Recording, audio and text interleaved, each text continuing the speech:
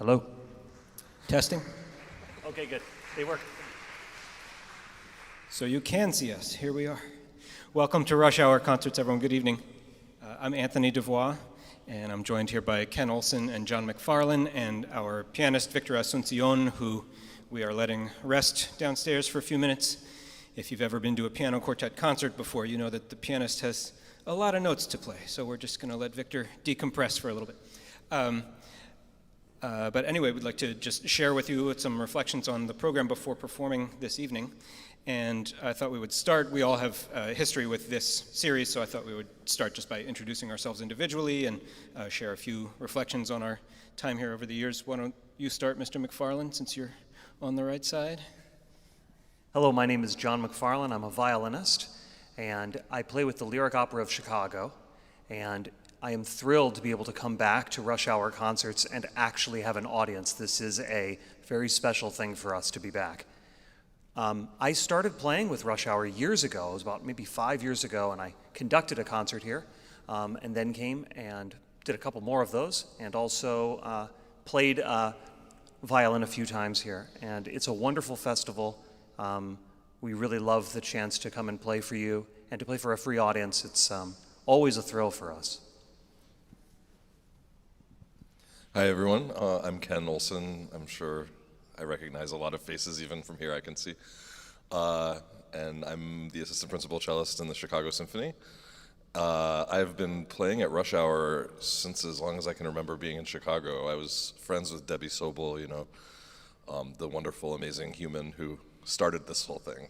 And it's been, 15 years probably that I've been playing. So it's great to be back after a year away from live audiences, and it's starting to feel like normal again, so very happy to be here to play for you today. And as I mentioned, I'm Tony Devroye. I'm the violist of the Avalon String Quartet and professor at Northern Illinois University out in DeKalb.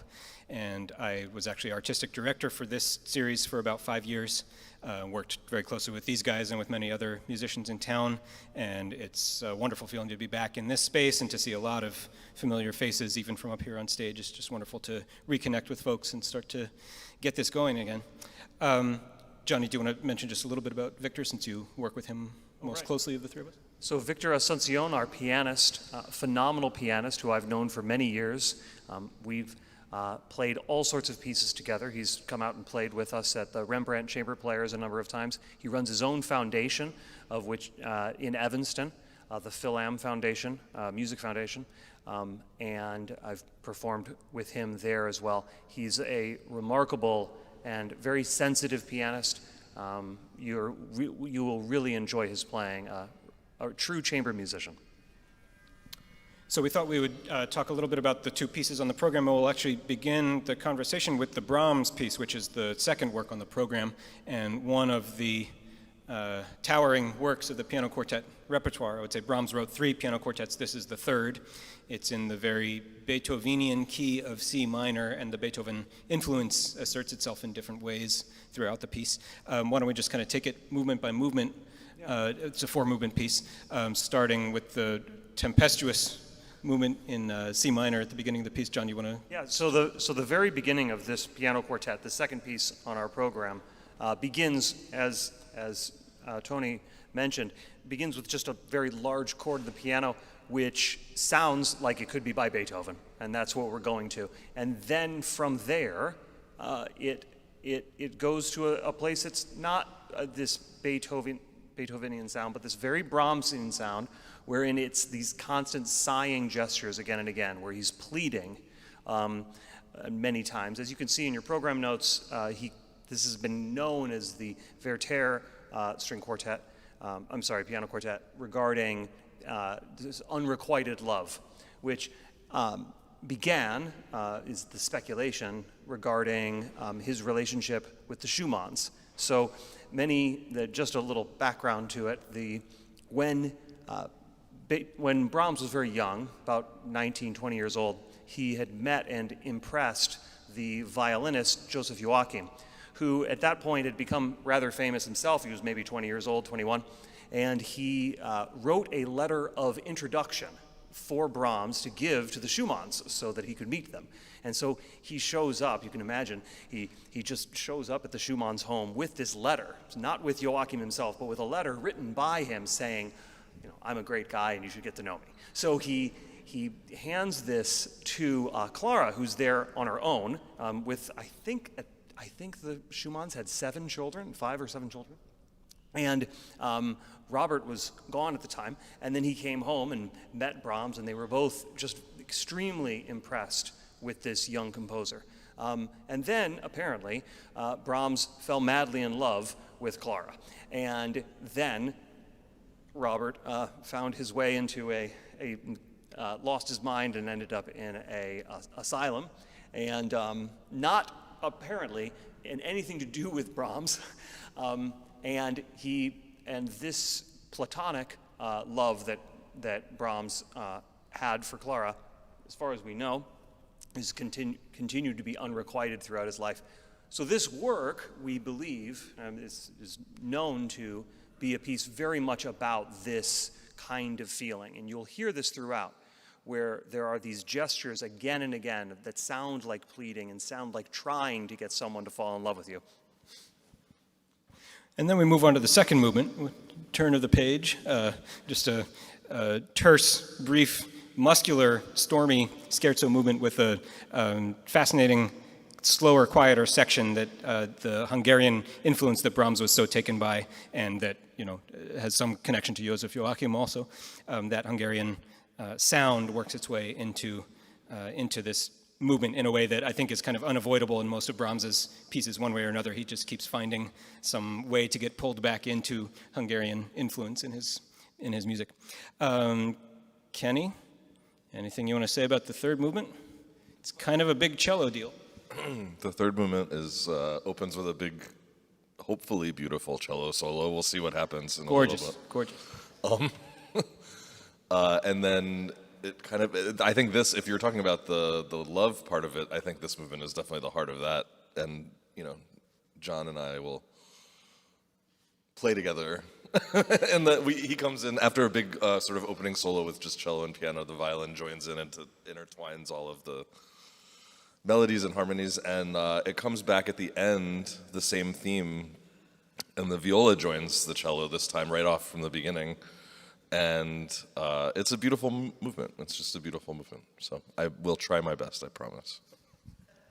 And then the fourth movement of the piece is marked Allegro comodo, which linguistically implies sort of a relaxed, unhurried feeling. And in terms of the speed of the motion, that's probably true in this movement, but there's also kind of a restless undercurrent to it, just kind of a churning, slow boil going on from the very beginning that takes a while to work its way up, but by the time it reaches its climactic arrival, it has turned back into a Beethoven influence. You'll hear a familiar rhythm throughout portions of the last movement that goes da-da-da-da, da-da-da-da.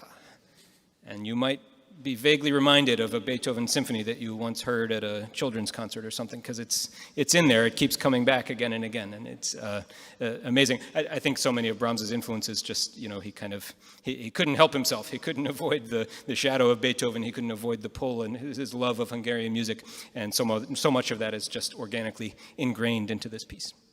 And this movement, also in not a particularly Beethovenian fashion, but very much in the realm of Brahms, is that it ends everything sort of falls apart. This happens all the time in Brahms, and this is no exception. So the piece, we get to a gigantic climax in the fourth movement, and then things sort of calm down, and it seems that things sort of unravel, and then we have 2 big chords to end it. So why don't we also mention just a little bit about the Carolyn Shaw piece that opens the program, Thousandth Orange. This is great fun for me because this is my first time playing a Carolyn Shaw work. I remember very clearly when she burst onto the scene, almost unheard of. At a very young age, she won the Pulitzer Prize, the youngest composer ever to win the Pulitzer Prize, and just kind of took the music world by storm. So I'm very pleased to finally get to play a piece of her chamber music. And there's a great connection here because she wrote this quartet the piece started coming to her while she was working on a Brahms piano quartet. So there's a very clear connection, obviously, in the instrumentation, but also, this is what was going through her mind when she conceived of this piece, which is written in what I think anyone would consider a minimalist style, which is to say, taking small, very simple musical materials in a very repetitive fashion, altering them almost imperceptibly in slow, gradual ways until they take a complete departure from the original material and then oftentimes, and in the case of this piece, find their way back to the opening material from the beginning of the piece. So this is where the idea of 1,000 Oranges comes into play, the little 4-chord progression that Victor will play at the very beginning of the piece and will play numerous times before the strings come in a completely unrelated way. You can consider each of these little 4-chord progressions as the orange. And as if you are a still life painter examining the orange one time and then coming back to it on a different day and trying again, and then coming back to it at a different time of day and trying again with it, and then coming back when the orange is in a different state of ripeness and taking another look at it. So just examining the same simple, mundane thing over and over again until interesting and unexpected things are revealed about that orange. So that's kind of the background, the explanation, the concept behind this piece. And what I am always attuned to when I'm looking at chamber music for piano, combinations of piano and strings, is the integration or separation between the piano and the string voices. And in this piece, there's a very clear separation between the three of us as string players and the solo piano as its own entity. It starts out with the piano as kind of the bedrock and the strings sort of freely, in a free fantasy around what the piano is doing. And then, again, in a kind of imperceptible way, at some point we cross paths and the strings take over as sort of the bedrock rhythm of the group, and the piano has much more involved and more departed material from the opening. So that's just something that I always listen for when I'm hearing a work for piano and strings for the first time. Do you want to add anything about this piece? I also have not played a piece by Ms. Shaw. But I've heard a number of her works, and this, as well as the others I've heard, which is somewhat unusual among newer composers and young composers, is that she writes not against the instruments. It is apparent what we need to do, and there are parts where you will hear where it sounds as though we're having trouble keeping together, but we're not. It is written that way. We're supposed to be not together, and it just sort of falls apart in a very interesting way. She has, for instance, when we start playing these pizzicati, and then one of them, all of a sudden, I think you might be the first one that does it's called a Bartok pits, which is where you pits the string so hard that the string hits against the fingerboard, and it makes this very odd sound. It's the kind of thing you don't want to do on accident, and it sort of comes out of nowhere, and then we all get a chance to do it, and which is very nice of her to write it that way, because then the whole audience doesn't think, oh, the poor cellist accidentally snapped his string. We all get an opportunity to do this, as well as when the piece starts to sort of fall apart rhythmically.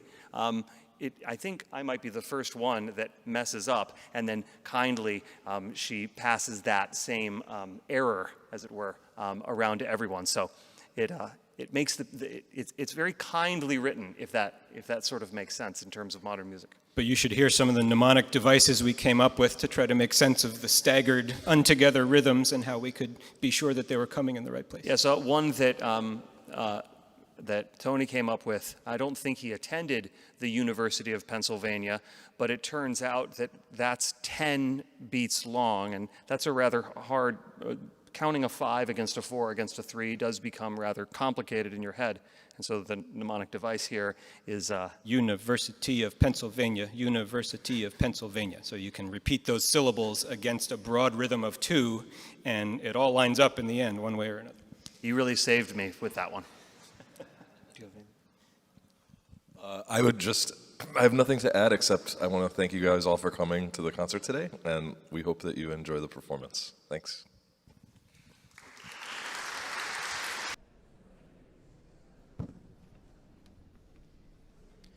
Good evening. I'm Mark Riggleman, Executive Director of the International Music Foundation, and I'm delighted to welcome you to this Rush Hour concert. We're grateful for support from the Claire as our exclusive media sponsor, and for additional support from the National Endowment for the Arts, the Illinois Arts Council, and of course our partnership with St. James Cathedral. Our performers this evening are certainly well known to Rush Hour audiences and beyond. Violinist John Macfarlane, violist Tony Devroye, cellist Ken Olsen, and pianist Victor Asuncion. So at this time, would you please join me in welcoming the artists to the stage?